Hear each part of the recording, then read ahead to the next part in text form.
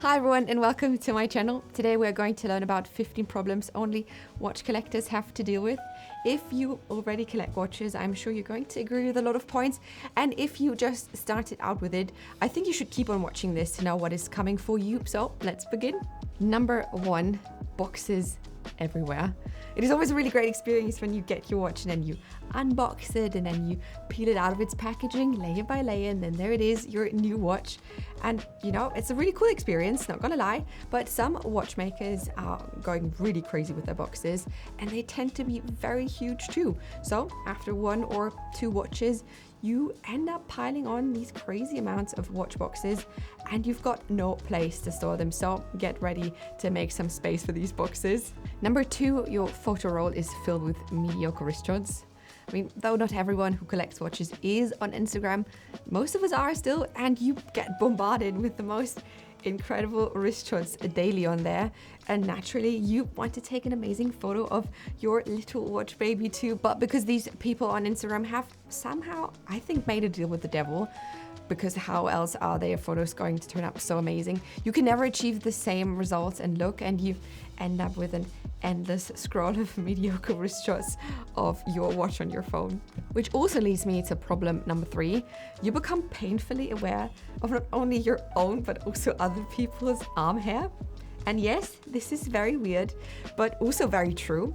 You could think that the focus on wristwatches is mostly on the watch itself, but you would be mistaken here. And that be those who somehow deviate from the average amount of acceptable wrist hair, because people in these comment sections will let you hear about it. And number 4 is feeling naked without your watch. You know, every watch collector sooner or later has this one day where they left the house in a rush and then you're already out and about and you want to check the time and there's nothing on your wrist.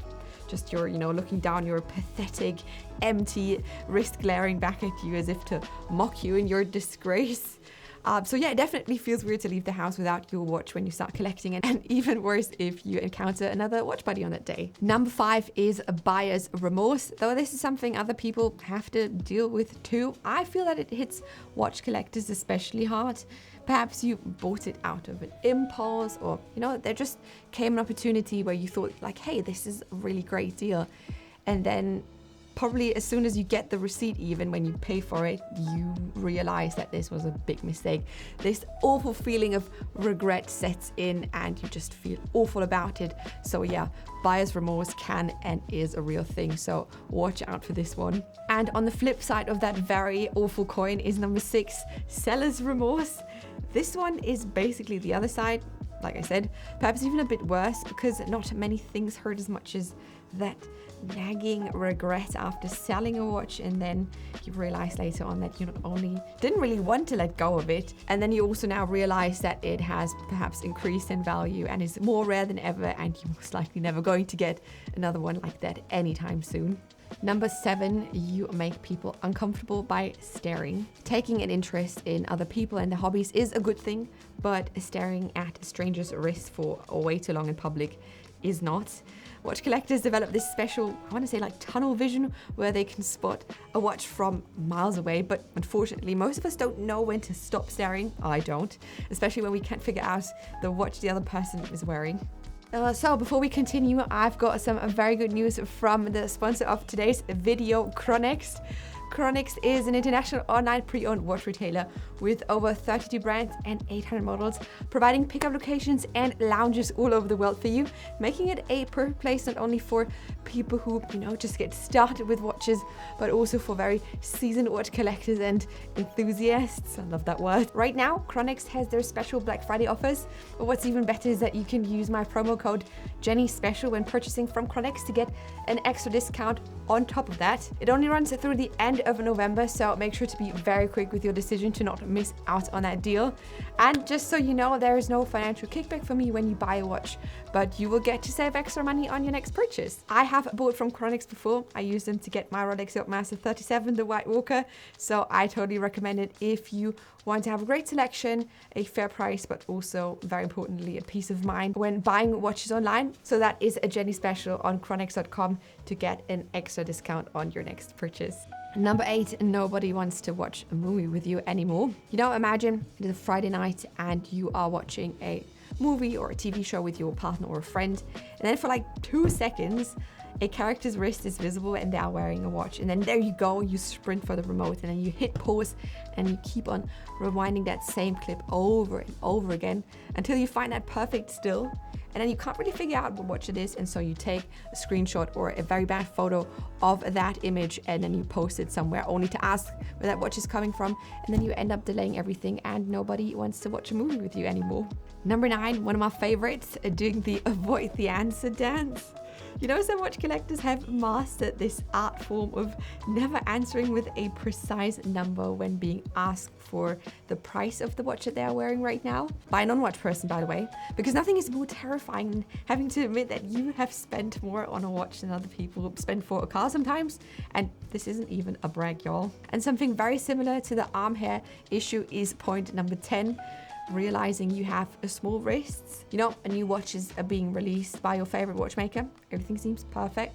You're on the website and you scroll through the press release only to find out that your new dream watch sports a lug-to-lug of 52 millimeters, but your parents only gave you a 5.6-inch wrist. And same goes for point number 11, having too large wrists. Can't relate, but though you could potentially get away with a lot more in terms of watch sizes, I would say, too large wrists make slightly smaller watches look like you ripped it off of a child and you just put it on, or you are buying an already way too expensive a Royal Oak, for example, only to notice that you have to spend some extra cash on buying extra bracelet links to even be able to wear that watch.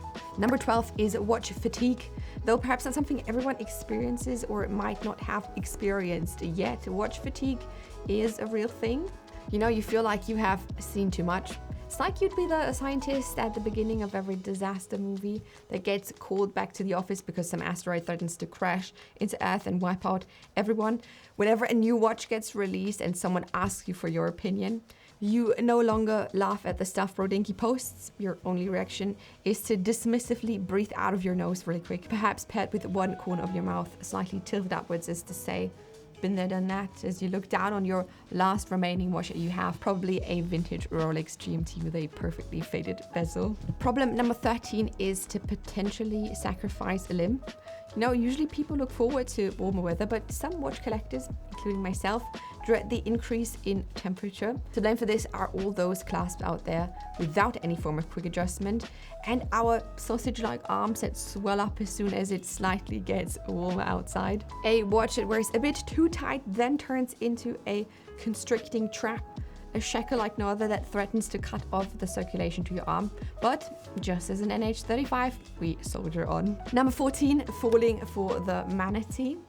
You know how they say that sailors back in the day thought they were seeing mermaids, but when they jumped overboard and swam over, they only found a slightly overweight manatee just chilling on the rock.